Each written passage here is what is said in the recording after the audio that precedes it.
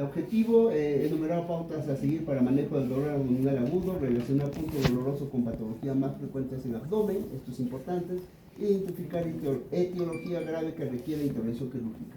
Siempre que hay un dolor abdominal, tenemos que examinar, tenemos que hacer un buen anamnesis, se nos puede ir, ¿ya? Alguna vez yo tuve un paciente con dolor abdominal, yo lo pasé, era más o menos, no era severo, lo pasé un día, a los 2 días vino el paciente. Pero cuando yo lo examiné no había grandes problemas, ¿no? ¿Y qué es lo que vio ocurrir con este paciente? Vino por dolor abdominal, ¿eh? Pero aparentemente difuso. Dije, no, le di tratamiento, hidratación, nada más.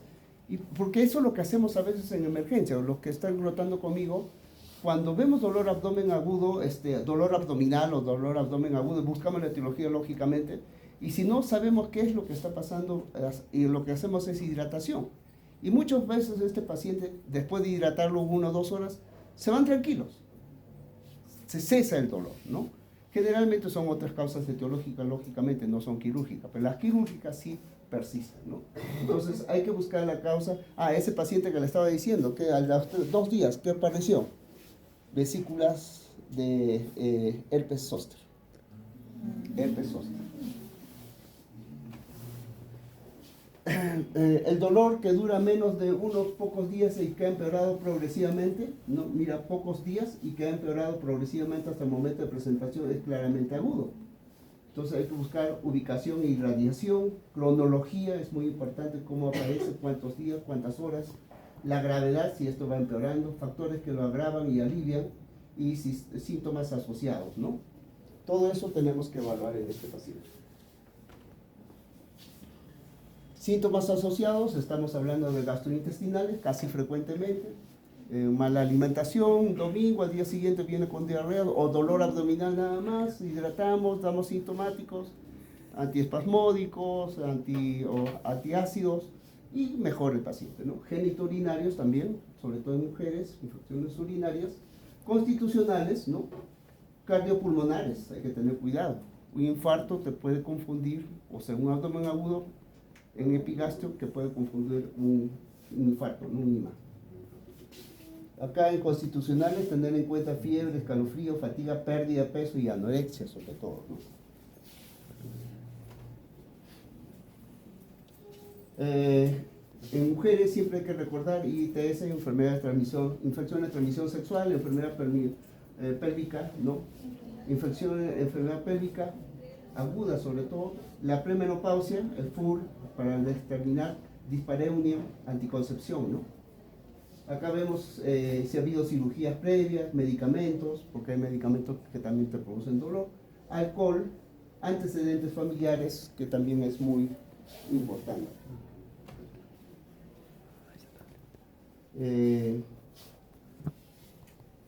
¿Es importante conocer en los niños que se puede dar abdomen agudo? Claro que sí, pero acá están viendo algunas características, por ejemplo, de 0 a 1 año, lo más frecuente es cólico de lactante, bebé irritable, ¿no? A veces los bebés están llorando ahí, los que somos padres, papás, mamás, ya sabemos que esto es por un cólico y damos antiespasmódico, a veces yo doy inyectables y el bebé comienza a tranquilizarse, ¿no? Los que no saben, porque en su caso colegas que no tienen hijos y no saben qué hacer con el niño, ¿no? Yo trato de decirle, ponle antiespasmódico y de ver, hace rato está tranquilo el bebé. Esto es lo más frecuente. Enterocolitis por megacolon o Hirschsprung, constipación, ¿no? Puede haber infección del tracto urinario, invaginación, vólvulo, hernia inguinal estrangulada, divertículo de Meckel, podría haber en todos ellos de 1 a 0,1. De 2 a 5, gastroenteritis, ahí recién aparece apendicitis, constipación, ictus, neumonía, invaginación, vólvulo, trauma, un golpe, ¿no? Faringitis, adenitis mesentérica, púrpura de Jenosch, Scheulen. Y a partir de los 6, 11 años, incluso a los 4 años dicen que aparece la apendicitis, más frecuente. Constipación, gastroenteritis, dolor funcional, ictus, trauma, faringitis, neumonía, adenitis mesentérica, púrpura de Jenosch, Scheulen, patología ovárica, cetoacidosis diabética. De 12 y 18 años, adolescentes, siempre apendicitis en primer lugar, después gastroenteritis, constipación, dismenorrea, ovulación dolorosa, en las damas sobre todo, enfermedad inflamatoria pélvica, embarazo ectópico, torsión ovárico o de testículo inclusive, ¿no? Enfermedad inflamatoria intestinal, colelitiasis, colecistitis y pancreatitis. Entonces tenemos que tener presente esto, este problema, ¿no? A veces decimos, no, los niños no dan, sí dan. Sí ocurre, ¿ya? Alguna vez también se me fue de un sobrino que venía con dolor abdominal, lo examino, aparentemente era apendicitis, bueno, justo estaba haciéndolo residentado, y vuelvo en la tarde y me dice que sí era apendicitis, ¿no? Y que lo tenía que operar. 6 añitos, ¿eh? Lo operaron a un sobrino mío. Igualito, también todo lo contrario, tenía un hermano, somos 5 hermanos, el tercero sí lo operaron de apendicitis, a pobre de mi hermana, a pesar de estar asegurado, es profesor, docente, lo tuvieron 3 días ahí con el dolor. 3 días, al tercer día recién lo operaron. Ya era una preocupación porque podía haberse perforado, felizmente que no, pero así lo han tenido, a veces ocurren, es algo así. Todo lo contrario en una clínica. En una clínica particular, así no sea apendicitis, lo están operando. Como que ocurrió con un segundo hermano, el último de mis hermanos, cuando yo estaba haciendo el serum, viene en la mañana, me dice, oye, me duele, le examino, parece que es apendicitis, espérate, hidrátate, no comas nada. Le digo así, a las 2 horas me llama, me dice, me sigue doliendo, entonces le digo, hazte una ecografía. Pero yo te sugiero, como no era, en ese entonces no tenía trabajo seguro, entonces le dije, a solidaridad. Pero por ahí tenía un sobrino que trabajaba en una clínica y el sobrino lo lleva a la clínica. Y en la clínica le hace ecografía, le dice, sí es apendicitis. Pero a las 11 más o menos me vuelve a llamar y yo le digo, sigue hidratándote, ¿y cómo estás? Me dice, no, ya estoy un poco mejor. Pero no sé, parece que me fastidio. ¿Dónde te has hecho la ecografía? En una clínica. Yo te sugiero que vayas a Solidaridad. Se va a Solidaridad, le hacen la ecografía y le dicen, no es apendicitis. Pero a la 1 le están llamando de la clínica para operarlo. ¿Ya? Y clínicamente no era apendicitis, ya le había pasado el dolor. Entonces esas cosas también ocurren. En cambio, mientras está en esa salud minsa, lo tienen ahí. Algunos como quien dice, no pagó. No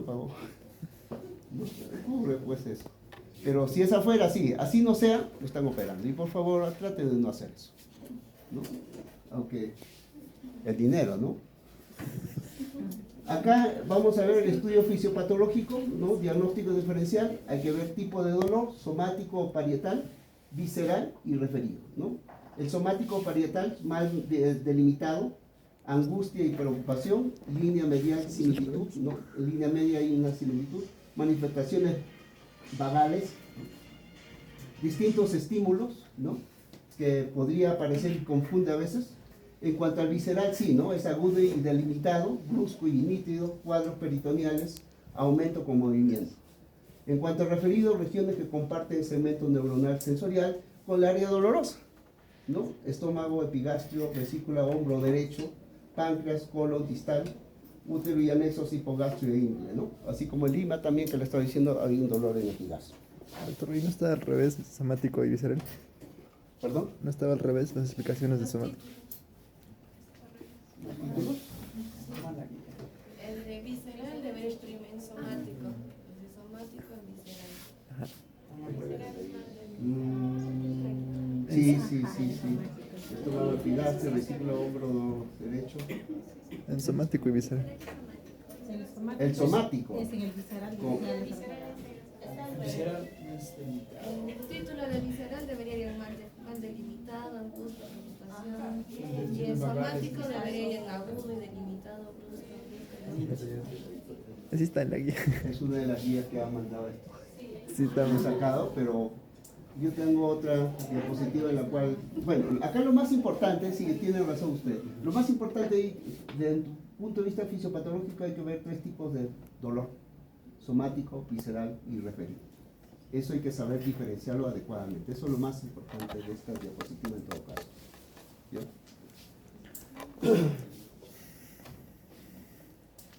Características del dolor abdominal de alto riesgo. Bueno, siempre hay que hacer una buena historia, ¿no?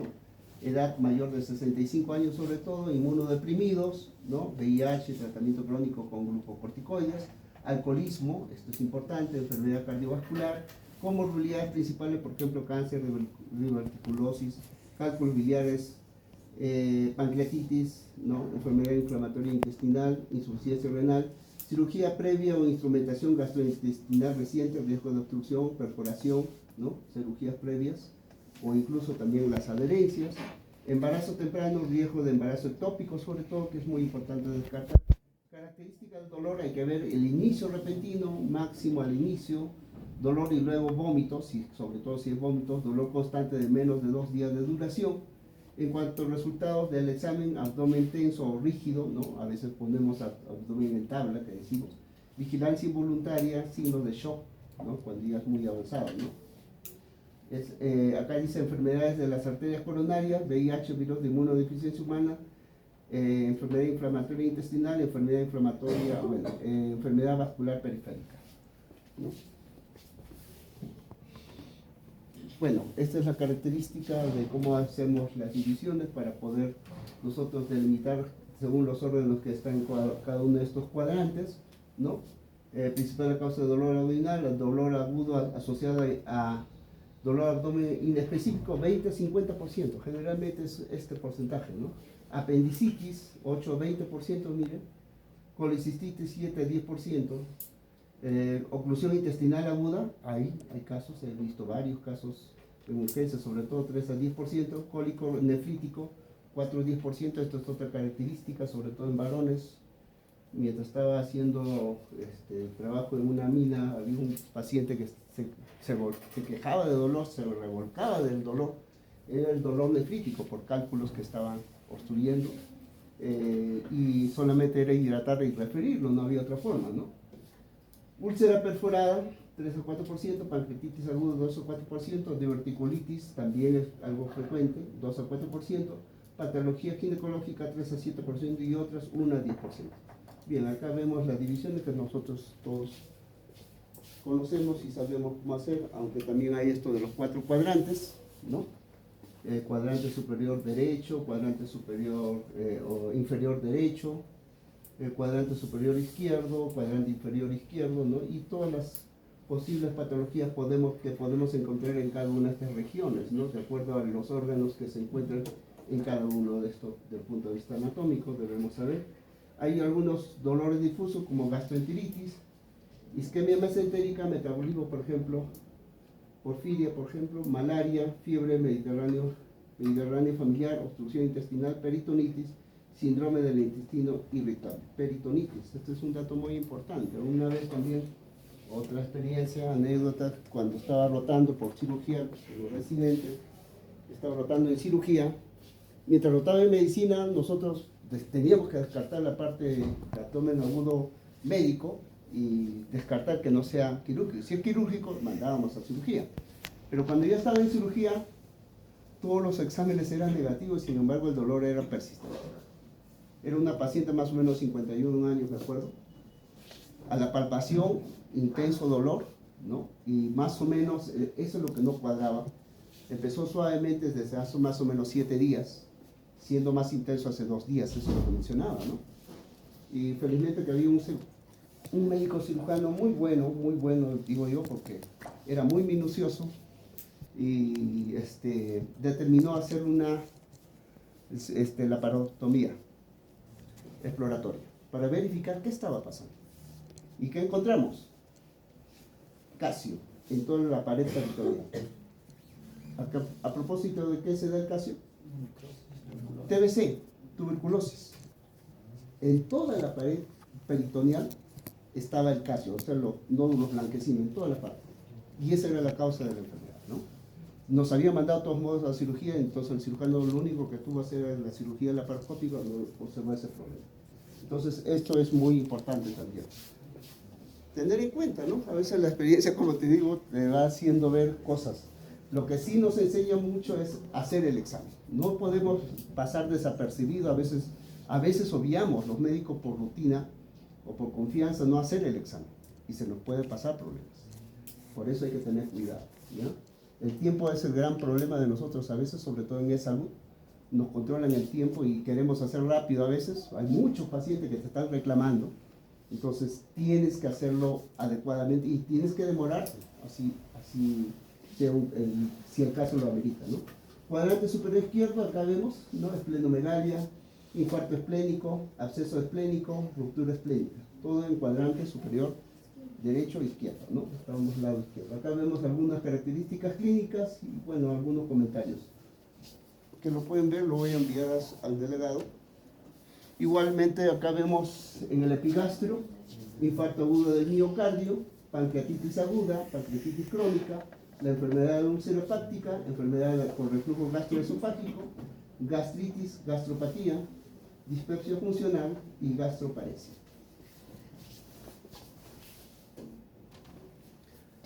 En abdomen bajo, ¿no? Apendicitis, diverticulitis, esto también hay que tener bastante frecuente, característica, una de ellas es el sangrado principalmente, aparte del dolor. Nefrolitiasis, que lo estaba mencionando, el dolor tipo cólico, pielonefritis, retención urinaria aguda, ¿no? Que puede condicionar un dolor suprapúbico, sobre todo los pacientes que están con problemas de la próstata, obstrucción prostática, cistitis, suprapúbico, colitis infecciosa, torsión testicular, también puede producir un dolor referido en el abdomen bajo, ¿no? Dolor en la parte inferior del abdomen en mujer en edad fértil, esto es muy importante, en toda mujer fértil es importante descartar embarazo ectópico en primer lugar. Siempre preguntar fecha última regla, o más o menos cuánto tiempo está posiblemente en la de amenorrea, ¿no? Enfermedad inflamatoria pélvica, también hay que observar, torsión ovárica, quiste ovárico roto, endometriosis y endometritis aguda. Cualquiera de estos te puede producir el dolor en abdomen bajo en la mujer sobre todo, ¿no? Evaluación del cuadro clínico. Siempre una buena anamnesis, un buen examen físico, los signos, puntos dolorosos, que es muy importante conocer y características, y un examen complementario, ¿no? Un examen complementario, que a veces no lo tenemos, ¿no? Ni radiografía tenemos en el primer nivel, de ahí que nuestra clínica es muy importante. Examen físico del abdomen, inspección, ya ustedes saben, primera inspección, después viene la ocultación, la palpación y por último la perfusión. Es el orden en el cual nosotros debemos examinar el abdomen principalmente. Signos de dolor abdominal, hay algunos signos. Signo de Murphy, tope de inspiración al palpar el cuadrante superior derecho. ¿Para qué? Descartar colecistitis aguda, ¿no? Signo de McBurney, presencia de sensibilidad dolorosas entre la espina ilíaca anterior superior y el ombligo, apendicitis aguda, como en el caso de acá, el caso que hemos visto, ¿no? Signo de coloración azulada periumbilical, hemorragia retroperitoneal, hemorragia pancreática, ¿no? Otro signo característico que debemos ver. Signo de Kerr, dolor intenso localizado en el hombro izquierdo, ¿no? Estamos hablando del hombro izquierdo, ruptura esplénica, puede ser una ruptura esplénica o una ruptura de embarazo ectópico, inclusive podría condicionar este dolor referido. Signos de psoas, dolor con elevación de la pierna derecha recta contra resistencia, ¿no? Apendicitis aguda retrocecal o con irritación del psoas, ¿no? En este caso, como se ve acá. Bueno, los exámenes, rayos X, ayuda bastante a patologías, sobre todo obstrucción intestinal, ayuda bastante. La radiografía en bifidestación, o sea, parado, hay que tomar así para ver los aires que se van acumulando en la parte superior. La ecografía también es muy importante y una tomografía, sobre todo en el segundo nivel, ya que tenemos eso, ¿no? En el primer nivel no hay eso. Elección de estudio por imágenes según diagnóstico, acá vemos una serie de patologías y los exámenes que podemos pedir: apendicitis, ecografía y una tomografía. La ecografía dice sensibilidad del 93 al 95% cuando se ve el apéndice, si es que se logra ver, ¿no? Pero a veces no se puede ver el apéndice con la ecografía. Oclusión intestinal, ¿no? Radiografía de alta, ¿no? O sea,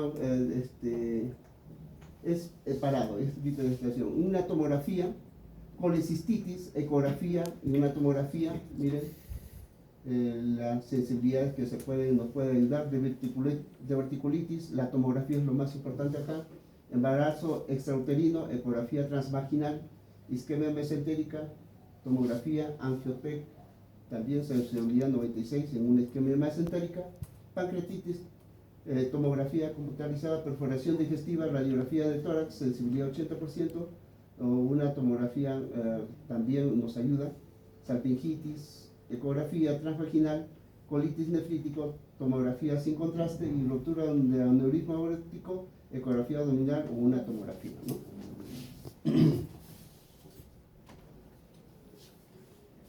Dolor abdominal quirúrgico. En este caso, lo que tenemos que buscar principalmente es un hemoperitoneo. De repente hay rupturas. Urgencia quirúrgica absoluta. Esto definitivamente hay que tener en cuenta. Cuidado con los traumatismos. Ahí donde se puede romper incluso hasta el hígado o el vaso, que a veces no podemos darnos cuenta y puede haber un hemoperitoneo. Todo lo que es sólidos, órganos sólidos son los que pueden producir hemorragia si se rompen, ¿no? Dolor abdominal intenso, difuso, acompañado de signos peritoneales, defensa, dolor en el fondo del saco, dedúculas durante el tracto pélvico, ¿sí?